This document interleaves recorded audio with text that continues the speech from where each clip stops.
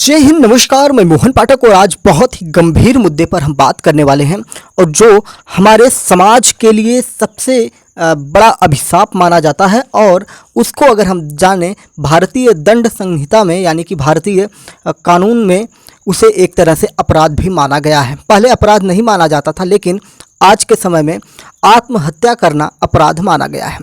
आज हम इस पर चर्चा इसलिए कर रहे हैं कि 24 घंटे के अंदर में कोटा राजस्थान का एक शहर है जहां पर 2 छात्रों ने आत्महत्या कर ली है।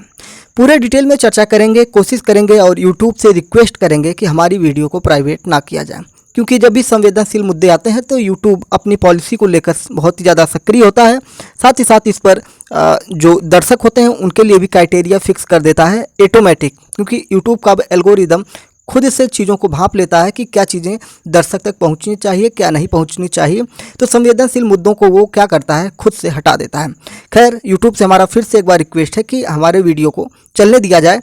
हम कोशिश करेंगे कि सही जानकारी और सही चीज़ें और युवा वर्ग को क्या दिशा निर्देश दिए जा सकते हैं, हमारे जो अनुभव रहे हैं अब तक के, उनके बारे में भी बात करेंगे। सबसे पहले बात करते हैं कि क्या है पूरी वजह, बच्चों द्वारा क्यों ऐसे गलत कदम उठाए जा रहे हैं, उन चीज़ों के बारे में बात करेंगे। तो देश में क्या है कि आज सरकारी नौकरी की होड़ लग गई है। सरकारी नौकरी यानी कि किसी सरकारी जॉब के लिए आवेदन करने वाले छात्रों की संख्या आजकल तो करोड़ों करोड़ों में होती है। अगर हम रेलवे की बात कर लें या अगर हम कुछ बड़ी इंस्टीट्यूशन की बात कर लें जहाँ पर एडमिशन के लिए बहुत ही ज़्यादा मारामारी है, जैसे बात कर लें आईआईटी हुआ, इंजीनियरिंग क्षेत्र में होता है, जेईई की बात कर लेंगे, फिर नीट की बात कर लेंगे, जो डॉक्टर से रिलेटेड चीज़ें होती हैं। तो इन सारी चीज़ों को लेकर हमारे देश में बहुत ही ज़्यादा अब ये चीज़ें हो गई हैं ना कि जागरूकता हो गई है। लोग अब पढ़ना लिखना चाहते हैं, लोग शिक्षा के क्षेत्र में आगे बढ़ना चाहते हैं और अपने सपनों को साकार करना चाहते हैं। लेकिन उन सपनों को साकार करने में हमारे देश की सबसे बड़ी समस्या क्या है कि यहाँ की जनसंख्या, यहाँ के युवाओं की सबसे ज़्यादा जनसंख्या, साथ ही साथ सीटों की कमी और उसके बाद कोचिंग संस्थानों में या घर पर प्रेशर्स की वजह से गलत कदम उठाने को छात्र मजबूत हो जाते हैं। जो छात्र मजबूत नहीं होते हैं, जो छात्र अंदर से इतने ताकतवर नहीं होते हैं कि इन प्रेशर्स को झेल सकें, उनके द्वारा कुछ गलत कार्य कर लिए जाते हैं और जिससे उनके परिवार और उनके संस्थान सभी को चुनौतियों का सामना करना पड़ जाता है। बात करते हैं कि इस महीने में अब तक 6 केस ऐसे सामने आए हैं जो सिर्फ और सिर्फ कोटा से ही निकल के आए हैं। कोटा क्या है, पहले कोटा के बारे में हम आपको बता देते हैं। कोटा राजस्थान का एक शहर है जहां पर विभिन्न संस्थाओं के लिए, विभिन्न सरकारी परीक्षाओं के लिए पूरे देश से छात्र वहां पे तैयारी करने के लिए जाते हैं और वहां पर बड़ी बड़ी कोचिंग संस्थानें खुली हुई हैं। बड़े बड़े टीचर वहाँ पर अपने खुद के कोचिंग संस्थान चलाते हैं या किसी अन्य कोचिंग संस्थान में जाकर पढ़ाते हैं और उन टीचर्स के पीछे छात्र पागलपन की तरह दौड़ते रहते हैं और उनको लगता है कि मैं फला ही टीचर से पढ़ूंगा तो मुझे जॉब मिल जाएगी। अब वो टीचर्स क्या करते हैं, इन छात्रों का शोषण करते हैं। शोषण किस प्रकार से करते हैं, टीचर्स की एक तरह से मान ली जाए कि आइडेंटिटी बन चुकी है कि वो इतने साल में इतने लोगों का सिलेक्शन करवाते हैं। अब टीचर का क्या है कि उनको तो मेहनत करनी ही है। टीचर की अगर हम बात करेंगे तो टीचर कहीं ना कहीं छात्र से अधिक मेहनत करता है। इसमें अगर मानने वाली बात हो तो 100% माना जाएगा कि टीचर हमेशा छात्र से एक कदम आगे रहकर मेहनत करता है। लेकिन कब टीचर को सिर्फ अपना ही सब्जेक्ट पढ़ाना होता है और वो अपने सब्जेक्ट पर काम करता है, लेकिन कोई छात्र, मान लीजिए आईआईटी के लिए कोई छात्र तैयारी कर रहा है, जब आईआईटी के लिए छात्र तैयारी कर रहा है तो उसको पीसीबी या पीसीएम मान सकते हैं, ठीक है। अगर वो नीट की तैयारी कर रहा है तो पीसीबी फिजिक्स, केमिस्ट्री, बायोलॉजी। अगर वो आईआईटी के लिए तैयारी कर रहा है, इंजीनियरिंग के लिए तैयारी कर रहा है तो पीसीएम फिजिक्स, केमिस्ट्री, मैथ की तैयारी करना होता है। साथ ही साथ अन्य चीज़ों की भी उसको तैयारी करना पड़ता है, जैसे करंट अफेयर्स हुए या और भी जो चीज़ें जनरल अवेयरनेस की चीज़ें होती हैं, जो भी हर एग्जाम के अपने अपने अलग पैटर्न होते हैं। तो छात्र के ऊपर क्या होता है कि बहुत ज़्यादा दबाव बन जाता है और टीचर जो होते हैं ना, कोचिंग संचालक होते हैं या कोचिंग में अध्यापक होते हैं, वो क्या चाहते हैं कि वो हर सप्ताह में टेस्ट सीरीज ज्वाइन करवाते हैं या वीकली करवाते हैं, 10 दिन पे करवाते हैं, 15 दिन पे, या कुछ लोग तो मंथली करवाते हैं।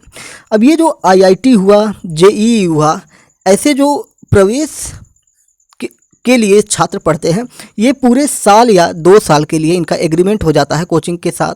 और वो पूरा, जैसे कोई बच्चा 10वीं पास किया और 10वीं पास करने के बाद वो जब पढ़ने के लिए जाता है किसी कोचिंग संस्थान में, तो वहाँ उसका एग्रीमेंट हो जाता है 11वीं और 12वीं तक के लिए। 11वीं 12वीं का तात्पर्य है कि वो अब अपने स्कूल नहीं जाता है, वो स्कूल में पढ़ने नहीं जाता है। वहाँ पे उसका एग्रीमेंट ये हो जाता है कि वो जो उसके स्कूल में चीज़ें पढ़ाई जाती हैं वो सारी चीज़ें कोचिंग संस्थान में पढ़ाई जाती हैं, क्योंकि जो एंट्रेंस एग्ज़ाम होता है किसी IIT या JEE के लिए और नीट के लिए, तो ये इनके 11वीं और 12वीं के सिलेबस से ही क्वेश्चन बनाए जाते हैं। तो यहाँ पे एग्रीमेंट इस तरह का किया जाता है कि हम आपके 11वीं 12वीं का सिलेबस भी पढ़ाएंगे, जिससे आप अपने स्कूल में जाकर परीक्षा दे सकें और वहाँ पे क्वालिफाई हो जाएं, और साथ ही साथ आप एंट्रेंस एग्ज़ाम के लिए भी प्रिपेयर हो जाएं। इस चक्कर में छात्र पिस जाता है। पिसने का मतलब कि उसके ऊपर इतना बोझ लाद दिया जाता है, उसके ऊपर लगातार इतने बर्डन आ जाते हैं, वो बिल्कुल, एक तो नन्ही सी जान 10वीं 11वीं में पढ़ने वाला बच्चा, उसकी कितनी हैसियत है आप समझ सकते हैं, उसके अंदर कितनी क्षमता है। और हर बच्चे की अलग अलग क्षमता होती है। मनोविज्ञान की भाषा में बात करेंगे तो हर छात्र अलग अलग चीज़ों के लिए बना होता है। कुछ ऐसे छात्र होते हैं जो 10वीं में पढ़ते रहते हैं और वो अपने माता पिता के प्रेशर में चले जाते हैं। मान लीजिए उनसे माता पिता उनको इंजीनियर बनाना चाहते हैं, तो वो ज़बरन उनका एडमिशन करवा देते हैं कोचिंग संस्थान में। माता पिता की इच्छा है कि बेटे को डॉक्टर बनाना है, तो ज़बरदस्ती उसका एडमिशन करवा दिया जाता है कोचिंग संस्थान में। अब बच्चे का इंटरेस्ट ही नहीं है IIT में, उसका इंटरेस्ट ही नहीं है डॉक्टरी में, या उसका इंटरेस्ट ही नहीं किसी और जॉब में जो उसका इंटरेस्ट का नहीं है, और उससे जब ज़बरदस्ती पढ़वाया जाएगा तो उसको पढ़ने में सक्षम नहीं होगा, क्योंकि वो उसको इंटरेस्ट ही नहीं है, तो उसको सीख नहीं पाएगा। जब तक आप अंदर से सीखना नहीं चाहेंगे, अंदर से प्रयास नहीं करना चाहेंगे, आत्म सिद्धि नहीं आपके अंदर आएगी, यानी कि आप खुद से उसको नहीं चाहेंगे। जो कहते हैं ना अभिप्रेरणा, खुद से प्रेरित होना, छात्र जब खुद से प्रेरित नहीं होगा तो वो किस प्रकार से किसी चीज़ को सीख पाएगा। तो ये सारी चीज़ें निकल के आती हैं और छात्र प्रेशर में चला जाता है। साथ ही साथ कोचिंग संचालक उसके ऊपर दबाव पे दबाव बनाए जाते हैं, क्योंकि कोचिंग को चाहिए क्या, पैसा। पैसा तो मिल गया, एडमिशन के समय ही उसका फिक्स हो जाता है, इतना इतना पैसा हमको चाहिए, पैसा उसको मिल गया। अब चाहिए रिजल्ट। अभिभावक को भी रिजल्ट चाहिए, जो माता पिता हैं, परिवार के सदस्य हैं, उनको भी रिजल्ट चाहिए। साथ ही साथ कोचिंग संस्थान को अपनी जो उसकी साख बनी है ना 5 स्टार रेटिंग वाली, उस साख को बचाने के लिए भी वो उसके ऊपर दबाव बनाता है, क्योंकि जितने छात्र यहाँ से सेलेक्ट होंगे, जितने छात्रों का सिलेक्शन होगा, बड़े बड़े होर्डिंग्स लगाकर पूरे कोटा में, पूरे राजस्थान में और बड़े बड़े शहरों में अपने कोचिंग का नाम चिपका कर, उन छात्रों का फ़ोटो लगाकर और गिनती गिनाकर कि हमारे यहाँ से इतने छात्रों का सिलेक्शन हुआ है इस एग्ज़ाम के लिए, इस नौकरी के लिए और इस एंट्रेंस एग्ज़ाम के लिए, तो क्या होता है कि वहाँ से पैसे आते हैं। पैसे का मतलब कि जब छात्र के द्वारा प्रमोशन किया जाएगा और छात्र का नाम लेकर प्रमोशन किया जाएगा कि फला छात्र हमारी कोचिंग से ही पढ़कर, फला अध्यापक से पढ़कर सिलेक्शन पाया हुआ है, तो अगली बार एडमिशन की जो प्रक्रिया है उसमें वृद्धि होगी, उसमें परसेंटेज में वृद्धि होगी और आय का स्रोत बढ़ेगा। इस चक्कर में छात्रों को इतना दबाव बना दिया जाता है, एक तो घर का प्रेशर, दूसरा कोचिंग संस्थान का पेपर, पढ़ाई का पेपर, बोर्ड एग्ज़ाम के पेपर, एंट्रेंस एग्ज़ाम के पेपर, खेल कूद के लिए कोई अतिरिक्त समय नहीं, खाओ सो पढ़ो, खाओ सो पढ़ो, खाओ सो पढ़ो। यानी कि जो हमारा मनोविज्ञान कहता है कि हमारे जो छात्र हैं उनको हर तरीके की एक्टिविटी में इन्वॉल्व होना चाहिए। अब वो अपना एक्स्ट्रा करिकुलम से नहीं जुड़ सकते हैं, यानी कि वो कोई अतिरिक्त कार्य नहीं कर पाते हैं। इन सारी चीज़ों की वजह से छात्र बहुत ही ज़्यादा प्रेशर में हो जाते हैं और फिर उसके बाद उनके पास सिर्फ एक ही रास्ता बचता है, कुछ गलत कदम उठाने का। सीधी सीधी अब हम न्यूज़ पे आते हैं कि क्या न्यूज़ थी, क्या बातें थी, हम उनकी बात करते हैं, जिससे कि आपको पता चल सके कि देश में कोचिंग संस्थानों में किस प्रकार से मामले सामने आ रहे हैं। और साथ ही साथ हम अन्य राज्यों की भी बात करने की कोशिश करेंगे कि जिससे ये पता चल सके कि क्या चीज़ें हैं। मैंने आपको इतना 10 मिनट तक ब्रीफ किया, इसलिए ब्रीफ किया कि जो हमारे अभिभावक सुन रहे हैं, जो बच्चों के माता पिता सुन रहे हैं या कोचिंग संचालक हमें सुन रहे हैं, वो अपनी जो शिक्षण पद्धति है उसमें कुछ साइकोलॉजी यूज करें, कुछ बच्चों को इस तरीके से इन्वॉल्व करें कि उनके ऊपर प्रेशर ना बने, उन्हें मोटिवेट करें। मोटिवेशन के नाम पर आप आएंगे और ढेर सारी चीज़ें लगातार बोलेंगे, बच्चा कुछ समय के लिए मोटिवेट होता है, लेकिन मैंने कहा ना, आंतरिक प्रेरणा, जब तक उसके अंदर आंतरिक प्रेरणा नहीं होगी, आप बाह्य प्रेरणा उसको देकर, लालच देकर, नौकरी का लालच देकर या मान सम्मान का लालच देकर, एक सामाजिक प्रतिष्ठा का लालच देकर ज़्यादा समय तक उसके मनोस्थिति को संभाल नहीं पाएंगे। बात करते हैं कि इस महीने में क्या केस आए हैं कोटा में। कोटा की हम बात करेंगे तो जनवरी से लेकर अब तक 2023 की हम बात करते हैं, जनवरी से लेकर अगस्त तक कोटा में सुसाइड के 24 केस सामने आ चुके हैं। यानी कि 24 छात्रों ने अपने आप को समाप्त कर दिया प्रेशर में आकर। अगस्त महीने में 6 स्टूडेंट की जान गई हुई है।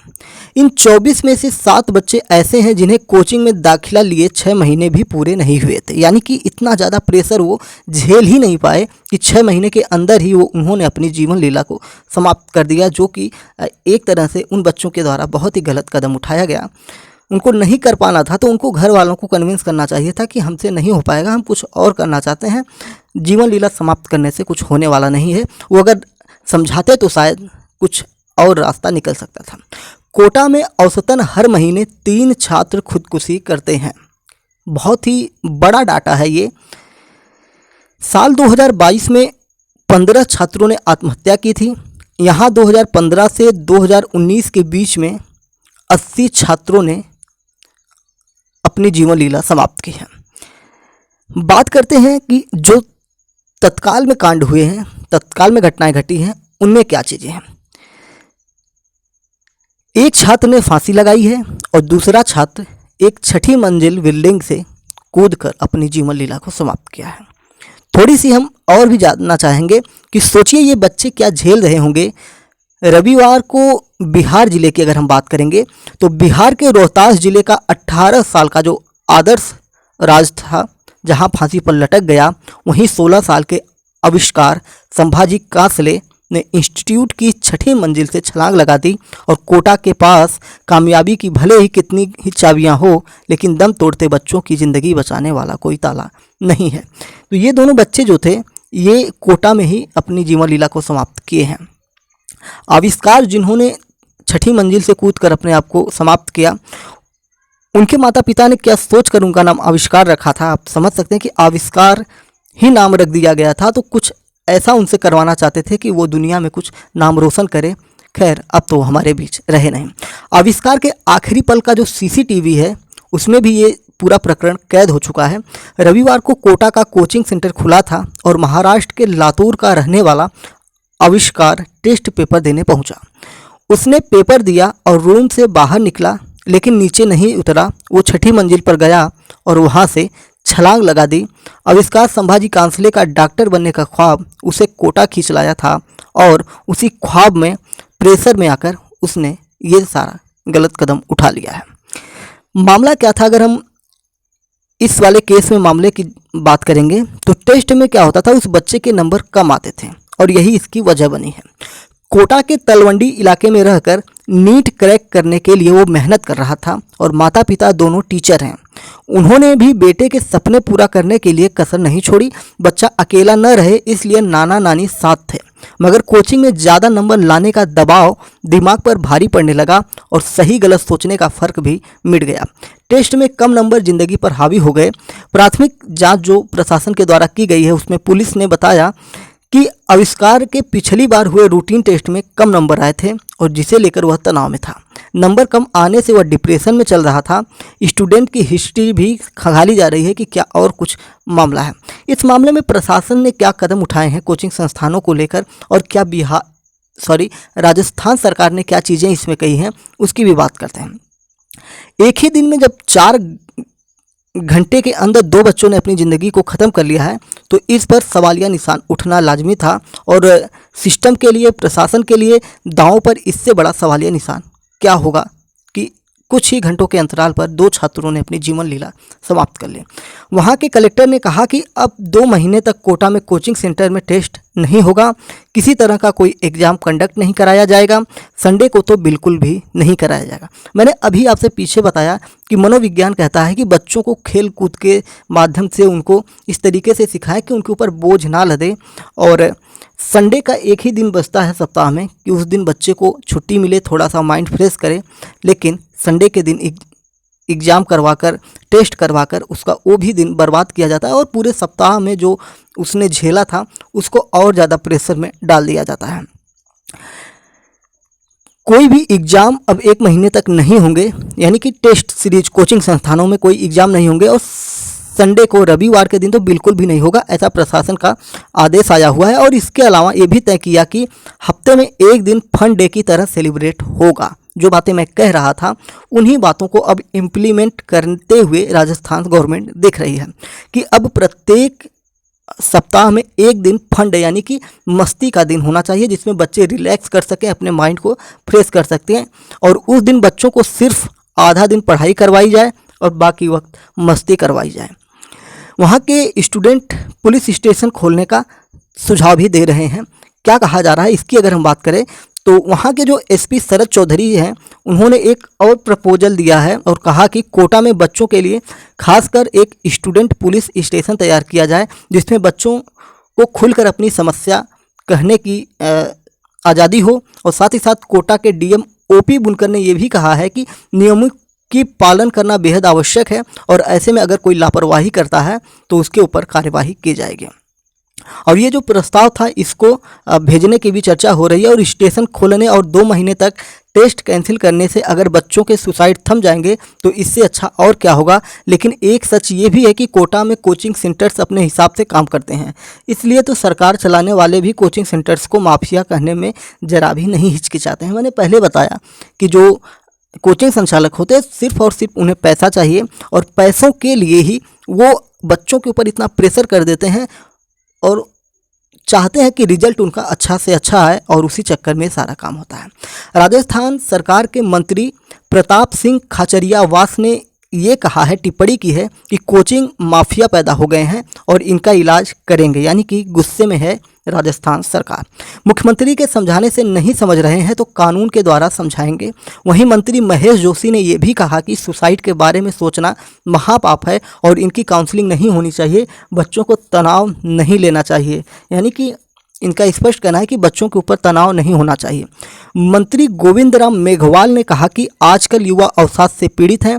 पहले लोग परिवारों के साथ रहते थे, वे परिवारों से बात करते थे और मार्गदर्शन लेते थे। और मैं अपील करता हूं विद्यार्थियों को बुरी संगत छोड़कर जीवन में सकारात्मक दृष्टिकोण अपनाने को कहा जाए। इस पर एक और चीज़ मैं कहना चाहूँगा कि बुरी संगत की जो बात कही गई है, कोटा ही नहीं देश के सभी जगहों पर जितने भी कोचिंग संस्थान हैं या जहाँ पर बच्चे परिवार से दूर रहते हैं उनकी संगत सबसे ज़्यादा गड़बड़ हो जाती है। बच्चे कम उम्र के होते हैं, उनको अच्छा बुरा का पता नहीं होता है और सबसे बड़ी बुरी आदत उनके अंदर आती है स्मोकिंग की। वो स्मोक करना शुरू करते हैं, साथ ही साथ पान मसाला, गुटखा, जर्दा जैसी चीज़ें भी खाना शुरू कर देते हैं और जिसके बाद धीरे धीरे वो उसके आदी हो जाते हैं और एक तरह से शुद्ध भाषा में कहें तो नशेड़ी और गंजेड़ी भंगेड़ी हो जाते हैं, यानी कि नशा का उनके ऊपर अधिकार हो जाता है। और कभी कभी ऐसी चीज़ों में भी वो ऐसे गलत कदम उठा लेते हैं जब उनको ये सारी चीज़ें उपलब्ध नहीं हो रही हैं। कोटा के बारे में फिर से एक बार हम चर्चा करते हैं कि कोटा हमेशा उन टॉपर्स के लिए खबर बनता है जो वहां ट्यूशन लेकर इंजीनियरिंग और मेडिकल के इम्तहान पास करते हैं। इस ड्रीम फैक्ट्री में तनाव और असफलता के डर से जूझ रहे बच्चों को गंभीरता से नहीं लिया जाता, जो हताश होकर खुद की ज़िंदगी खत्म करने जैसा कदम उठाते हैं। अब सवाल है कि बच्चे अपनी ज़िंदगी खत्म क्यों कर रहे हैं? ऐसी क्या बात है जो उन्हें अंदर ही अंदर कचोटती है? जवाब है पढ़ाई का प्रेशर, इंजीनियर, डॉक्टर बनने का सपना, जिसे पूरा करने के लिए कोचिंग में दाखिला लेते हैं, लेकिन टेस्ट में कम नंबर आने पर डिप्रेशन की तरफ बढ़ जाते हैं, या सीधी तौर पर कहें तो कोचिंग संस्थानों द्वारा टेस्ट में कम नंबर आने पर डिप्रेशन की तरफ धकेल दिया जाता है। जो छात्र था, आदर्श था, उसकी बात एक बार फिर से हम करते हैं कि कोटा सिटी के एडिशनल एसपी भगवत सिंह हिंगड़ ने बताया कि आदर्श कोटा के लैंडमार्क में रहकर नीट की तैयारी कर रहा था और टेस्ट में उसके 720 में से 250 नंबर आ रहे थे। वह रविवार को टेस्ट देकर आया था और उसने रात में सुसाइड कर लिया। ये जो दूसरा वाला मामला था जिसमें उसने फांसी पर, ठीक है। छात्र के भाई बहन जो वहाँ पर पढ़ने गए थे, आदर्श के जो भाई बहन 4 महीने पहले बिहार से रोहतास जिले से कोटा आए थे और जो माता पिता का सपना पूरा करने के लिए, उनका नाम रोशन करने के लिए आए थे, डॉक्टर बनने के लिए आया था, और एक झटके में जब सब कुछ ख़त्म हो गया तो उसके भाई बहन जो उसके साथ आए थे वे भी कोटा शहर छोड़कर अब वापस बिहार रोहतास चले गए हैं। जिस भाई के साथ आए थे उसकी लाश अपने साथ लेकर गए हैं। यूट्यूब से फिर से मैं कहना चाहूँगा कि वीडियो को बिल्कुल भी ना हटाएं। हम चाहते हैं कि चीज़ें बच्चों तक पहुँचे, और अगर एक भी बच्चा हमारी बातों को इम्प्लीमेंट कर लेता है तो हमारे लिए इससे अच्छा क्या होगा कि इस प्लेटफॉर्म की वजह से किसी एक नन्ही जान को हम बचाने में सफल हो गए। आदर्श कभी लौट कर नहीं आएगा, लेकिन आत्महत्या का जिम्मेदार कौन है, क्यों नहीं इसका परमानेंट सॉल्यूशन तलाशा जाए। तो ये सारी चीज़ें हैं कि क्या इसका सॉल्यूशन हो सकता है, इस पर भी चर्चा होनी चाहिए, और प्रशासन को, राजस्थान सरकार को, साथ ही साथ भारत में जितने कोचिंग संस्थान हैं उन सबको इस पर विचार विमर्श करना चाहिए, और क्या इसका सॉल्यूशन भी बात करनी चाहिए। एक और मामला आया था जिसमें दलित छात्र की बात आई थी, जिसमें स्कूल या जो संस्थान के टीचर थे उनके द्वारा उससे उसकी जाति पूछी जा रही थी, जबकि हमारा जो देश है अब धीरे धीरे जातिवाद से उबरना चाह रहा है। लेकिन अगर हम बात करेंगे जातिवाद की, थोड़ी सी राजनीतिक चर्चा हो जाएगी, लेकिन इस चर्चा को कर लेना भी ज़रूरी है। जहां एक तरफ हमारा भारतीय संविधान कहता है कि जातिवाद, समता, समानता, इन सारी चीज़ों की बात करता है कि जातिवाद समाप्त हो जाए, वहीं हमारे देश के बड़े बड़े राजनेता जातिगत आरक्षण, साथ ही साथ जाति के नाम पर ढेर सारी क्षेत्रीय पार्टियां, छोटी छोटी पार्टियां जो सिर्फ अपनी जाति के वोटिंग के लिए लोगों को बांटते रहते हैं कि मैं फला जाति का हूं, मैं तुम्हारा नेता हूं, और हम लोग इस तरीके से काम करते हैं। तो जातिवाद जहां समाप्त करने की बात हो रही है, वहीं ऐसे जो लीडर हैं, ऐसे नेता हैं, वो जातिवाद को बढ़ावा दे रहे हैं। बात करते हैं कि क्या है मामला, इस पर भी थोड़ा सा हम सचिन के बारे में बात कर लेते हैं कि जो मामला ये आया हुआ है, इसमें अगर हम बात करेंगे तो राजस्थान के कोटपूतली बहरोड जिले के जवाहर नवोदय विद्यालय पावटा में बुधवार को कक्षा 10वीं के एक दलित छात्र की कथित रूप से आत्महत्या से मौत हो गई थी, और इस मामले में राजस्थान पुलिस ने 2 स्कूल शिक्षकों पर हत्या का FIR दर्ज किया है। आरोप है कि शिक्षकों के जातिगत गाली देने से परेशान छात्र ने क्लासरूम में ही पंखे से फंदा लगाकर जान दे दी। एक और मामला राजस्थान से ऐसा आया था, जहां पर एक छात्र को मटके से पानी पीने को लेकर, जो दलित छात्र था उसके ऊपर उसको मारा पीटा गया था अध्यापक के द्वारा। ऐसा एक और मामला आया था। तो जातिवाद को लेकर अगर हम देखेंगे तो राजस्थान से कई ऐसे मामले निकल के आते हैं, और भी जगहों से निकल के आते हैं, लेकिन खासकर अगर हम मीडिया की सुर्खियों में देखें तो राजस्थान ज़्यादातर निकल के आ रहा है ऐसे मामलों में। तो सरकार को इस पर भी ध्यान देनी चाहिए। इस मामले में जो आरोप है कि शिक्षकों के जातिगत गाली देने से परेशान छात्र ने क्लासरूम में ही पंखे से फंदा लगाकर जान दे दी, और मृतक छात्र के परिजनों के अनुसार छात्र ने मरने से पहले रोते हुए अपने पिता को कॉल भी किया था, अपने पिता को फ़ोन भी किया था, और उसने क्या कहा था उसकी भी बात कर लेंगे। इंडियन एक्सप्रेस की रिपोर्ट की अगर हम बात करें तो उसके अनुसार दर्ज FIR में सत्यपाल कुलदीप जो 50 साल के हैं, उन्होंने बताया कि उनके छोटे भाई का बेटा सचिन कुलदीप जवाहर नवोदय विद्यालय पावटा का छात्र था, और 22 अगस्त को उसने अपने पिता को फ़ोन किया था, और जहां पर उसने सारी चीज़ें बताई थी कि उसके साथ किस प्रकार का व्यवहार स्कूल में किया जा रहा है जवाहर नवोदय विद्यालय पावटा में। सत्यपाल ने बताया कि सचिन ने रोते हुए पिता को बताया कि विवेक सर और राजकुमार सर पिछले कई दिनों से पूरी क्लास के सामने उसे जाति सूचक गालियां दे रहे थे और अपमानित कर रहे थे। सचिन ने बताया कि उसने प्रिंसिपल और वाइस प्रिंसिपल से दोनों टीचरों की शिकायत भी की थी, पर प्रिंसिपल ने कहा जिस जात के हो उस जात के रहोगे, इसमें क्या गलत है या इसमें गलत क्या है। यानी कि उसमें प्रिंसिपल ने बच्चे का सपोर्ट नहीं किया, तो प्रेशर और ज़्यादा बढ़ गया, क्योंकि उसके पास अब कोई रास्ता नहीं रह गया, क्योंकि स्कूल का जो सबसे बड़ा मुखिया होता है वो प्रिंसिपल ही होता है। सचिन के फ़ोन करने के कुछ ही घंटे बाद ही क्लासरूम में फंदे पर उसकी लाश लटकी मिली। सुबह सफाई कर्मी ने क्लासरूम 10B में पंखे पर लगे फंदे से छात्र का शव झूलता हुआ पाया। वह स्कूल के ही हॉस्टल में रहता था। परिजनों का आरोप है कि स्कूल ने नहीं दी थी घटना की जानकारी।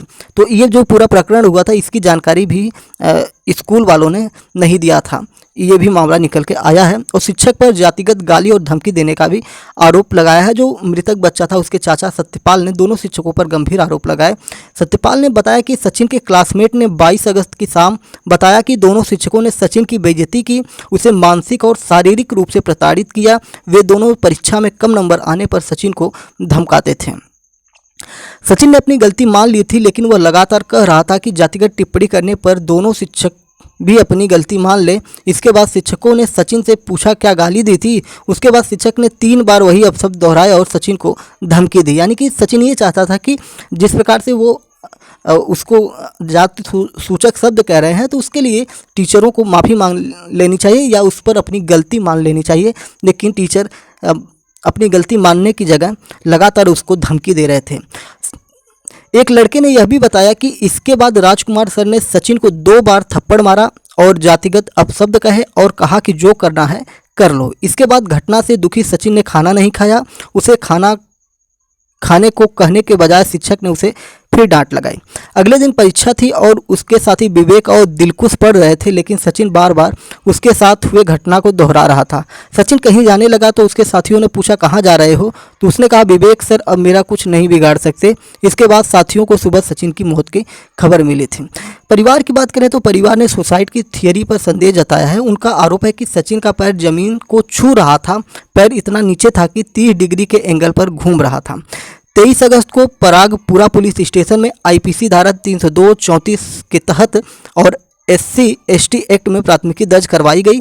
प्रारंभ में परिवार ने शव लेने से इनकार कर दिया था और जिला प्रशासन के सामने कई मांगे रखी थी, लेकिन शुक्रवार सहमति बनने के बाद छात्र का अंतिम संस्कार कर दिया गया। साथ ही साथ जो आरोपी टीचर थे उनको सस्पेंड करने की बात भी निकल कर आ रही है। जो दोनों शिक्षक विवेक यादव और राजकुमार यादव को सस्पेंड कर दिया गया है। तो ये जो 2 शिक्षक थे जिनका नाम था विवेक यादव और राजकुमार यादव को सस्पेंड कर दिया गया है। स्कूल पावटा तहसील में है, जो अब नवगठित कोटपुतली बहरोड़ जिले के अंतर्गत आता है और परिवार जयपुर की शाहपुरा तहसील के हनुतपुरा गांव में रहता है। सचिन के पिता मजदूर हैं। सचिन के अलावा उनकी 2 बेटियां और 1 बेटा है। तो ये सारी चीज़ें थी और इसमें प्रशासन का कहना है कि निष्पक्ष जांच करेंगे, लेकिन बच्चा तो अब रहा नहीं।